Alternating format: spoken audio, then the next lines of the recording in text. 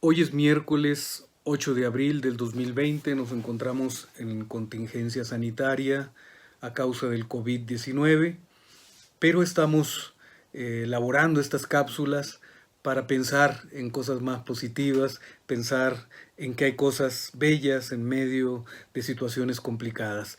Hoy vamos a hablar sobre la capacidad icónica de la poesía, esa capacidad, esa virtud que tienen los poetas de hacernos ver a través de las palabras, a través de sus versos. Para ello vamos a echar mano de un gran poeta colombiano, latinoamericano, poeta muy importante de habla hispana, que es Juan Manuel Roca.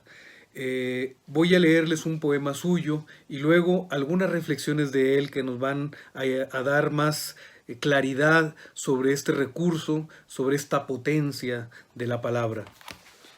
Su poema Mester de Ceguería. Desde la terraza, a la hora en que el sol cernía picos de pájaros azules, mi madre y yo mirábamos el patio en la casa de los ciegos. Los niños ciegos reemplazaban el balón por una caja de lata y jugaban con el ruido. Cuando el ruido rodaba hacia algún lugar del patio, los niños lo perseguían, lo pateaban corriendo entre las sombras. Mi madre y yo en la terraza, y abajo, ángeles de la sombra corrían como locos tras el ruido. Después, nuestra casa era una jaula. Mi madre paseaba por la alcoba limpiando el ojo a los retratos de sus muertos.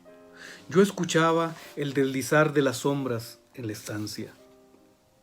Entre árboles que levitaban su floración oscura, la casa nos guardaba de la tarde tempestuosa. Y ya de noche, acomodado al recinto del sueño, como un ciego, perseguía el ruido de agua de aquella mujer desconocida. Preguntaba por la extranjera, sin pensar que todos somos extranjeros en el sueño. Me paseaba con un gorro de cascabel por jardines lluviosos, escuchando el techo piafante de un establo o un ruido de Biblias en los cuartos vecinos. La noche me tatuaba. Bueno, este poema nos lleva de la mano a esas circunstancias, a esas situaciones de un ámbito donde sin estar viendo, solamente a través del oído, estamos descubriendo y estamos visualizando las escenas. Juan Manuel Roca, a propósito de lo visual, a propósito de esa capacidad icónica de la poesía, del lenguaje, nos dice lo siguiente. Para hablar de la poesía de lo visual, había que partir de dos vertientes. La que enlaza de nuevo al escindido hombre con la naturaleza y de esta como dialogante.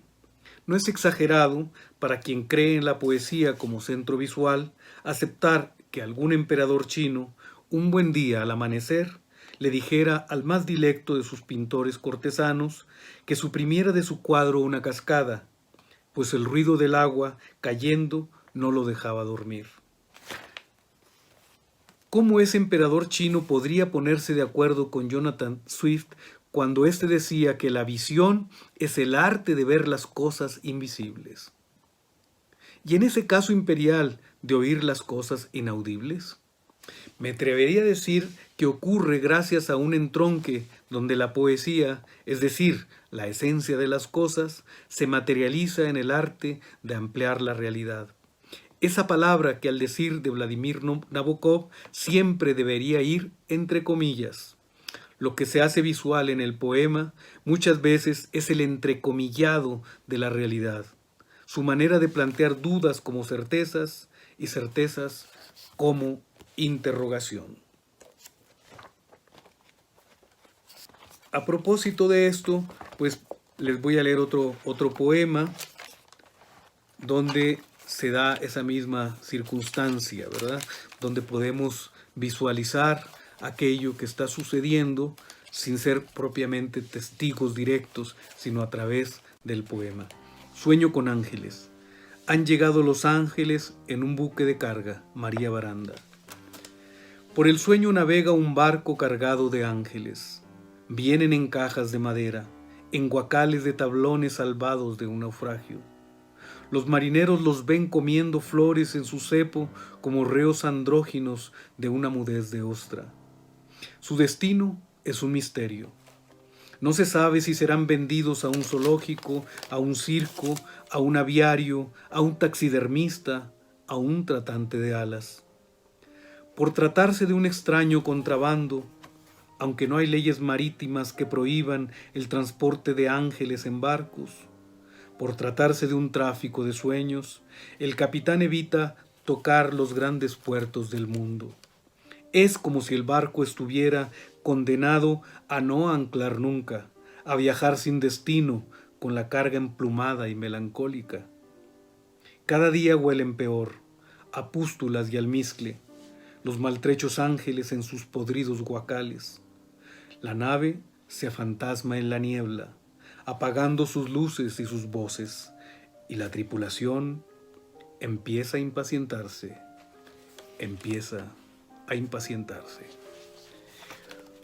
Bueno, pues esto es el poder, la capacidad de transformar las palabras, aquello que se escucha, en algo visual.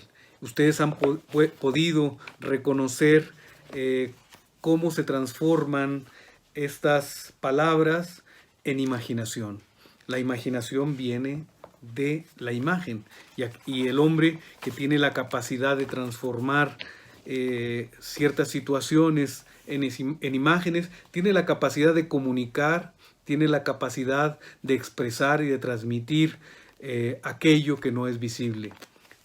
Y a propósito de esto, continúa Juan Manuel Roca diciendo lo siguiente: no es injusto colegir entonces que una nueva imagen en la poesía visual dependa o no del habla. Es el germen de una visión que intenta totalizar el mundo. Se trata de ese momento en que, abiertas las batientes de una puerta, la puerta de lo cotidiano, se entrevé un mundo que resulta como una fisura en la realidad, para que aparezca por pocos instantes una verdad estética, una belleza insobornable. El habitar, el yo habito, que viene del griego oikos, casa de lo que deriva el vocablo ecuménico, tienen en la imagen, en la poesía visual, su mayor rango de universalización. De Altamira al computador, de la magia al cine, hay un trecho que siempre ha estado, aún libre del mercado de las imágenes, tocado por el trasunto poético. Allí ha estado lo que Novalis denomina lo absolutamente real, el hallazgo, la espera que se cumple en un encuentro, porque lo visual en el poema puede desdoblarse en muchas lecturas de lo real. Bueno, pues ahí tienen ustedes a Juan Manuel Roca, búsquenlo en México, se puede encontrar, por ejemplo, en esta colección, en poemas y ensayos que dirige el poeta Juan Manuel Marco Antonio Campos, el poeta Juan Manuel Roca, De parte de la noche. Y también, bueno, pues otros libros como Temporada de Estatuas, Cartografía de la Memoria, Los 5 entierros de Pessoa, su obra completa, Silabarios reunidos, Poesía reunida, Silabario del Camino, 1973-2014, La farmacia del ángel, Pasaporte de la patria, Testamentos, Biblia de pobres, etcétera, etcétera. Y bueno, terminamos esta sesión, esta cápsula dedicada a lo visual en la poesía, con este maravilloso poema de Juan Manuel Roca, poema invadido por romanos. Los romanos eran maliciosos, llenaron Europa de ruinas confabulados con el tiempo. Les interesaba el futuro, las huellas más que las pisadas. Los romanos, Casandra, eran mañosos. No fraguaron el acueducto de Segovia como un ducto de agua y de luz. Lo pensaron como vestigio, como un absorto pasado. Sembraron de edificios roñosos Europa, de estatuas acéfalas, engullidas por la gloria de Roma. No hicieron el Coliseo para que los tigres devoraran a su antojo a los cristianos, tampoco apetecibles, ni para ver ensartadas como entremeses del infierno a las huestes de Espartaco. Pensaron su ruina, una ruina proporcional a la sombra mordida del sol que agoniza. Mi amigo Dino Campana, pudo haber saltado a la yugular de uno de sus dioses de mármol. Los romanos dan mucho en qué pensar. Por ejemplo, en un caballo de bronce de la Piazza Bianca, al momento de restaurarlo, al asomarse a su boca abierta, encontraron en el vientre esqueletos de palomas. Como tu amor, que se vuelve ruina mientras más lo construyo. El tiempo es romano. Pues ya lo saben, a leer a Juan Manuel Roca, a leer poesía y a encontrar las imágenes que nos sugieren los versos, que nos sugiere este discurso musical que es la poesía. Hasta pronto.